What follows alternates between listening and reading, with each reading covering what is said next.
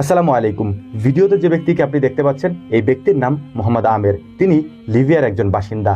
তিনি লিবিয়া থেকে হজ করার উদ্দেশ্যে সৌদি আরবে যাচ্ছিলেন, কিন্তু লিবিয়ার ইমিগ্রেশনে তাকে আটকে দেওয়া হলো। তাকে বলা হলো আপনার ব্যাপারে নিরাপত্তাজনিত কিছু সমস্যা রয়েছে, যে কারণেই আপনাকে একটু অপেক্ষা করতে হবে। আমরা এই সমস্যাটির সমাধান করে তারপর আপনাকে এখান থেকে যেতে দিব।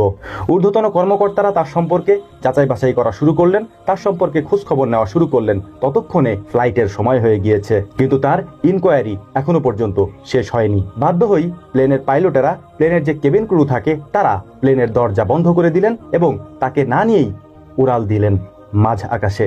তার সমস্যার সমাধান হওয়ার কিছুক্ষণ আগেই ফ্লাইটের সময় শেষ হয়ে গিয়েছে, প্লেনের দরজা বন্ধ করে দেওয়া হয়েছে।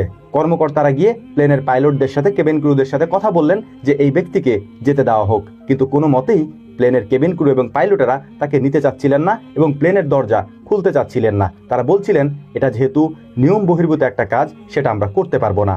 এমত অবস্থায় হজের উদ্দেশ্যে আসা মোহাম্মদ আমের লিবিয়ার ওই ব্যক্তিকে ছাড়াই আকাশে উড়াল দেয় সৌদি আরবের উদ্দেশ্যে যাওয়া হজের ওই ফ্লাইটটি। নিচে দাঁড়িয়ে থাকা কর্মকর্তারা তাকে সান্ত্বনা দেন, বলতে থাকেন তোমার তাকদিরে হয়তো আল্লাহ তাআলা হজ এবার লিখে রাখেননি। তাকে সান্ত্বনা দেন, কিন্তু তিনি অটুট ছিলেন। তাকে যখন সান্ত্বনা দেওয়া হচ্ছিল তখন তিনি বলছিলেন আমি আল্লাহর উপর বিশ্বাস এবং তাওয়াক্কুল রেখে এখানে এসেছি, আমি অবশ্যই হজে যেতে পারবো এবং এটা আমার বিশ্বাস আল্লাহ তাআলার প্রতি, আল্লাহ তাআলা আমাকে এখান থেকে হজে নিবেনি। এর কিছু সময় পরেই খবর এলো যান্ত্রিক ত্রুটির কারণে ওই প্লেনটি আবারও ল্যান্ড করছে। প্লেনটি যখন ল্যান্ড করলো তখন সবাই খুশি হলো, এবার হয়তো আমেরকে এই প্লেনে করে সৌদি আরবে হজের উদ্দেশ্যে আমরা যেতে দিতে পারবো। কিন্তু বাদ সাধলো ওই পাইলটেরা। প্লেন ঠিক হয়ে যাওয়ার পরেও তাকে তারা নিতে চাইলো না। তারা বলল এইটা আমাদের নিয়ম বহির্ভূত কাজ, আমরা প্লেনের দরজা খুলতে পারবো না। আবারও প্লেন মাঝ আকাশে উড়াল দিল। প্লেন মোহাম্মদ আমেরকে রেখে ওখান থেকে চলে গেল। লোকটি তখনও দাঁড়িয়েছিলেন, সবাই তাকে সান্ত্বনা দিচ্ছিল, হয়তো তোমার তাকদিরে হজ এবার আল্লাহ তাআলা লিখে রাখেননি। কিন্তু তার কিছুক্ষণ পরে আবারও খবর এলো প্লেনটি মাঝ আকাশে আবারও সমস্যা দেখা দিয়েছে, প্লেনকে জরুরি অবতরণ করতে হবে। সাথে সাথেই আবারও প্লেন ওই রানওয়েতে অবতরণ করলো। অবতরণ করার পর এইবার যখন প্লেন ঠিক করা হলো, ঠিক করার পর পাইলট নিজে এসে তাকে বললেন যে এই ব্যক্তিকে না নিয়ে আমরা প্লেনের যাত্রা শুরু করব না। অবশেষে মোহাম্মদ আমেরকে নিয়েই ওই প্লেন আকাশে উড়াল দেয় এবং পরিশেষে এই প্লেন জেদ্দায় গিয়ে পৌঁছালে সবাই এই বিষয় নিয়ে তাকে আমন্ত্রণ জানান, মানে তাকে অভিবাদন জানান সৌদি আরবে। এবং এই বিষয়টি আল্লাহ তাআলার একটি নিদর্শন এবং মানুষের সৃষ্টিকর্তার প্রতি বিশ্বাসের একটি নিদর্শন হিসাবে পুরো পৃথিবী সেদিন দেখেছিল। আল্লাহ রাব্বুল আলামিনের প্রতি যদি কোনো মানুষ একনিষ্ঠভাবে বিশ্বাস রাখে যে আল্লাহ তাআলার কাছেই আমি চাইবো, তিনিই আমাকে দিবেন, অবশ্যই আল্লাহ তাআলা মানুষকে নিরাশ করেন না, হতাশ করেন না। অবশ্যই আল্লাহ তাআলা তাকে তার প্রাপ্যটা বুঝিয়ে দেন। যদি ঈমান অটুট থাকে, আল্লাহর প্রতি বিশ্বাস অটুট থাকে, তাহলে অবশ্যই আল্লাহ তাআলা আপনাকে আপনার প্রাপ্ত জিনিসটি ফিরিয়ে দিবেন।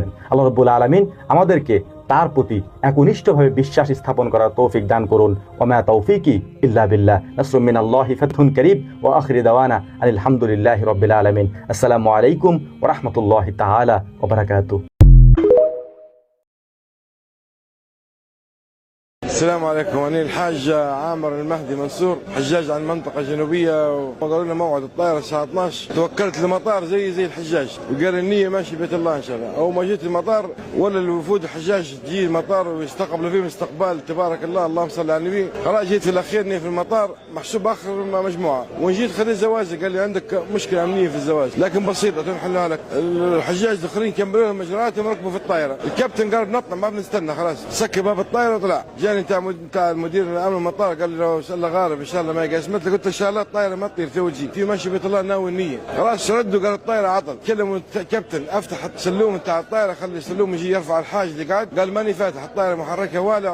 وجاي نفسه مدير الامن قال لي ما تكدر بالك ربك ما يقاس مثل، قلت له والله مناديه ماني مروح من المطار. طارت مرتين ما ردت من جديد. كابتن قال لهم والله ماني راكب كما جبتوا لي عامر، تو احنا في بيت الله الحمد لله يا رب.